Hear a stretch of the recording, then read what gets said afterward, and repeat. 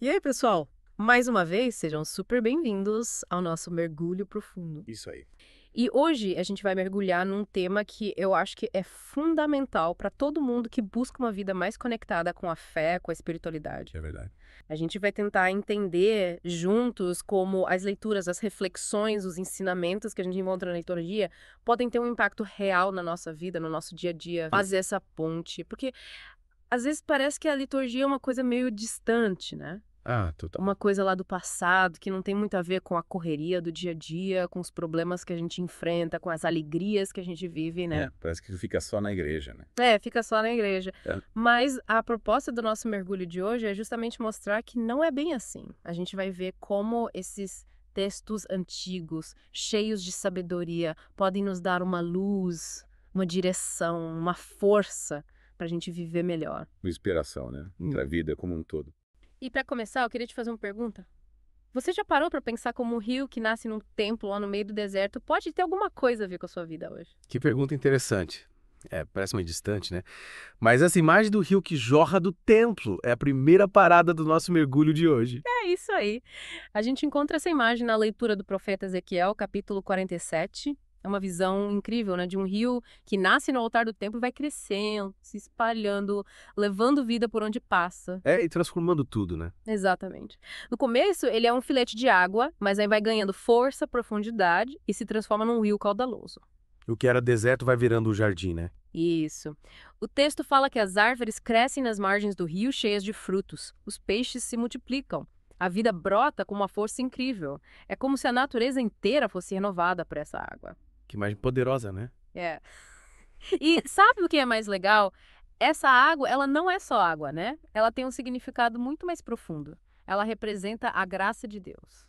Aquela força que nos cura, nos transforma. Exatamente. É como se Deus estivesse nos dizendo: olha, eu estou aqui, a minha presença é como esse rio, eu quero te encher de vida, te renovar, te transformar. E essa força é capaz de transformar até o que parece impossível, né? O texto fala que a água do rio chega até o Mar Morto, que é aquele mar super salgado onde nada sobrevive. Verdade. E mesmo ali, a água doce do rio consegue transformar a água salgada, trazendo vida para aquele lugar que era considerado morto. É como se a graça de Deus pudesse chegar nos lugares mais improváveis, né? Nos corações mais endurecidos, nas situações mais difíceis, e trazer cura, trazer esperança. É isso. E aí eu te pergunto, Hum. onde na sua vida você sente que precisa dessa água viva? Onde você precisa dessa força de Deus para transformar, para curar, para renovar? Boa pergunta. Porque, né, a gente vive num mundo que muitas vezes parece um deserto, né? Eu também. Um deserto de afeto, de sentido, de esperança, e a gente fica buscando essa água, essa fonte de vida em tantos lugares, né? Às vezes nos lugares errados, né? Às vezes a gente se ilude, acha que vai encontrar essa plenitude em coisas passageiras, em relacionamentos superficiais, em bens materiais. Que não preenchem de verdade, né? E a gente acaba se frustrando, se sentindo vazio, porque nada disso consegue saciar a nossa sede de infinito, a nossa necessidade de Deus. E a quaresma, esse tempo que estamos vivendo, é um convite para a gente olhar para dentro, né? Verdade? E se perguntar, qual é a fonte da água que eu estou bebendo? É a água viva que vem de Deus? Ou é uma água parada que não me alimenta de verdade? É um tempo propício para a gente buscar essa água, essa graça que Deus nos oferece de forma abundante. E como a gente faz para se abrir a essa graça, para deixar que essa água viva flua na nossa vida? Olha, a gente encontra várias dicas nas leituras, né? Mas eu acho que um ponto fundamental é a gente se conectar com o Espírito Santo. Porque é ele que nos conduz, que nos guia, que nos dá força para a gente viver essa vida nova. É como se ele fosse o rio que nos leva até a Deus, né? Isso. E para se conectar com o Espírito Santo, a gente precisa se abrir para ele, né? Através da oração, da meditação, da escuta da palavra de Deus. E também através da prática do bem, né? Da caridade, do serviço ao próximo. Sem dúvida. Porque quando a gente se doa, quando a gente ama, a gente abre espaço para que o Espírito Santo age em nós e através de nós. É como se a gente se tornasse um canal dessa água viva, levando essa graça de Deus para os outros. E aí, voltando para a pergunta que você fez lá no começo, sobre aquele rio que nasce no templo, a gente pode dizer que ele representa essa força transformadora que vem de Deus e que pode chegar até nós hoje através do Espírito Santo. Nossa, que legal essa conexão. Faz todo sentido, né? E essa força, essa graça, ela é capaz de transformar não só a gente, mas também o mundo ao nosso redor. É verdade. E falando em força, em proteção, a gente encontra uma mensagem bem poderosa no Salmo 45, versículo 8. Que diz: O Senhor dos Exércitos está conosco, nosso refúgio é o Deus de Jacó. Que frase forte, né? E ela nos traz uma mensagem de confiança, de segurança no mundo que muitas vezes parece tão instável, tão cheio de perigos. É verdade, a gente vive num tempo de muitas incertezas, né? De crises, de guerras, de violência, de medo. E diante de tudo isso é normal a gente se sentir frágil, vulnerável. E aí esse salmo vem nos lembrar que a gente não está sozinho, né? Que a gente tem um refúgio, um lugar seguro que é Deus. Uhum. E esse refúgio, ele não é um lugar físico, né? Não. É a presença de Deus na nossa vida. É saber que Ele está conosco, nos protegendo, nos guiando, nos dando força para enfrentar qualquer desafio. É como se ele fosse uma rocha firme que nos sustenta em meio à tempestade. Isso. E essa confiança em Deus, ela não é uma garantia de que a gente não vai passar por dificuldades, né? Não. Mas é a certeza de que a gente não vai passar por ela sozinho. Que a gente tem um Deus que nos ama, que cuida da gente, que nos dá a força que a gente precisa para superar qualquer obstáculo. E como a gente faz para cultivar essa confiança, essa certeza da presença de Deus na nossa vida, especialmente quando as coisas ficam difíceis? Eu acho que a chave é a gente se aproximar de Deus, né? Através da oração, da leitura da Bíblia, da participação na comunidade. Manter essa conexão viva, né? E lembrar sempre dessa promessa. O Senhor dos Exércitos está conosco. Repetir essa frase pra gente mesmo.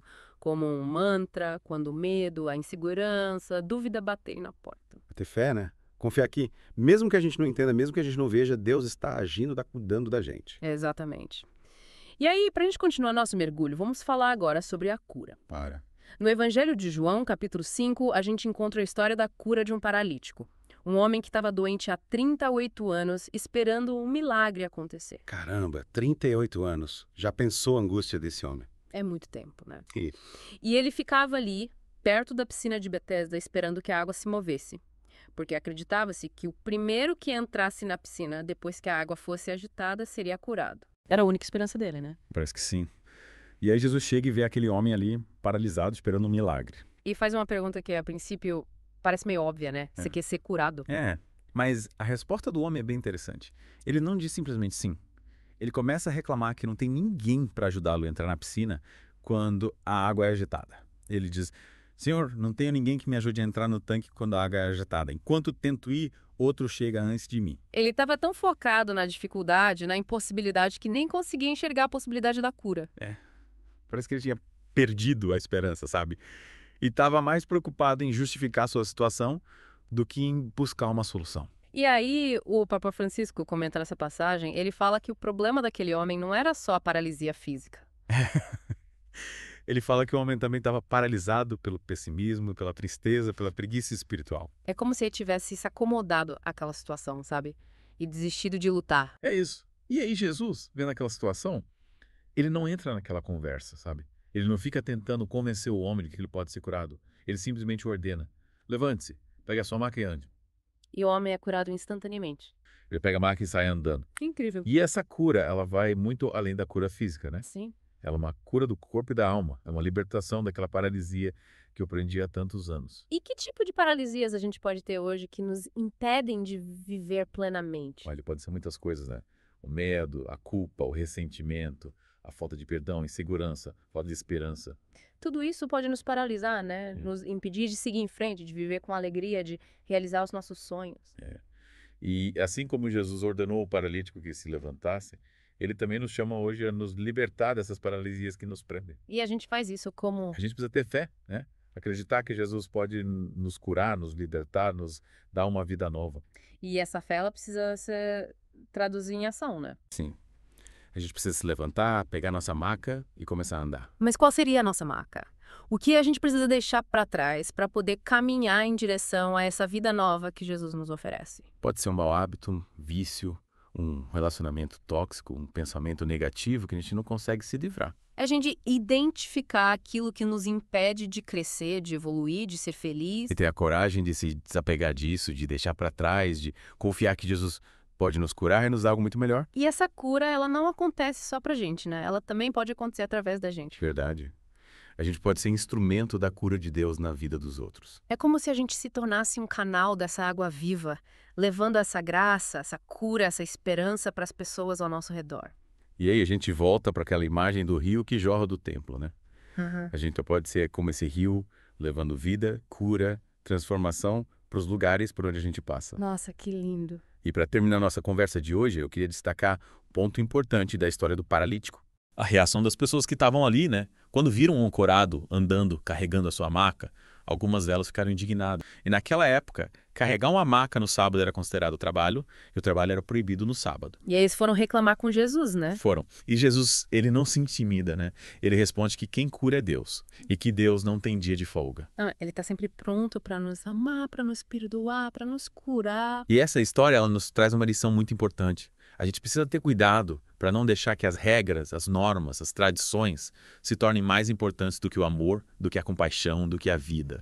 A gente precisa estar aberto à ação de Deus, mesmo que ela aconteça de forma inesperada, fora dos nossos esquemas. E a gente precisa lembrar que a nossa fé, ela precisa se traduzir em atitudes concretas, em gestos de amor, de solidariedade, de compaixão. E aí, pessoal, chegamos ao final de mais um mergulho profundo. É isso aí. Espero que vocês tenham gostado da nossa conversa. A gente viu como a água viva da graça de Deus pode nos transformar, nos curar, nos encher de vida. Vimos como Deus é o nosso refúgio, a nossa força, a nossa segurança em meio às tempestades da vida. E como Jesus nos chama a nos levantar, a deixar para trás as nossas macas e a caminhar em direção a uma vida nova, uma vida plena, uma vida cheia de sentido. Que a gente pode ser instrumento dessa cura, dessa transformação na vida dos outros. É isso aí. E para você que nos acompanhou até aqui, fica uma pergunta para você levar para casa.